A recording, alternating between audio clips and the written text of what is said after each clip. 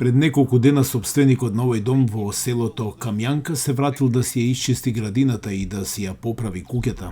Го запознавме Игор Бохарес во болница во најблискиот град Изјум, каде што се лекувал откако ги загубил стапалото и подколеницата. Тој со лопата исчистил околу 20 мали мини од својата градина, а потоа случајно згазнал на едната, предизвикувајќи експлозија.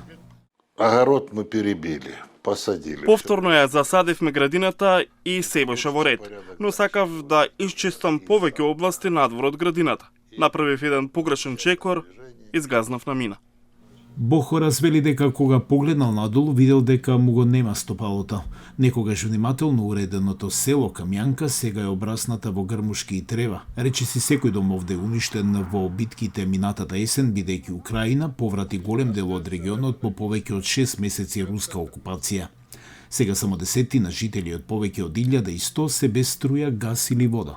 Ну, дали хто постојно живе, дали генератор. Ние немаме ништо.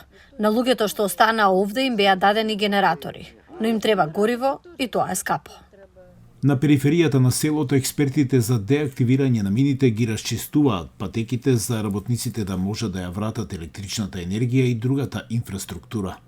Но минимум роки во 10. Ќе бидат потребни најмалку 10 години. Најмалку, бидејќи животот е во тек, луѓето се движат наоколу. Тоа е нереално. Бохорас вели дека познава уште 8 лица од селото кои изгубиле екстремитети и двајца кои настрадале од експлозии во близина на нивните очи. Тој вели дека се сомнева оти ќе живее за да го види неговото село доволно безбедно за да може неговите внуци да играат наоколу. Ну как вам сказать, родной воздух все-таки. Што да кажам, тоа беше мојот воздух. Таму ловев риба и шетав во природата. Јас сум во пензија, но се случи војната.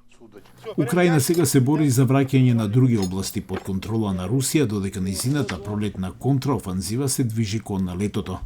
Екипите за деактивирање на мините велат дека илјадници мини и други опасни експлозии се отстранети од овој некогаш окупиран регион, но многу други остануваат и представуваат закана за сите што ќе поминат таму.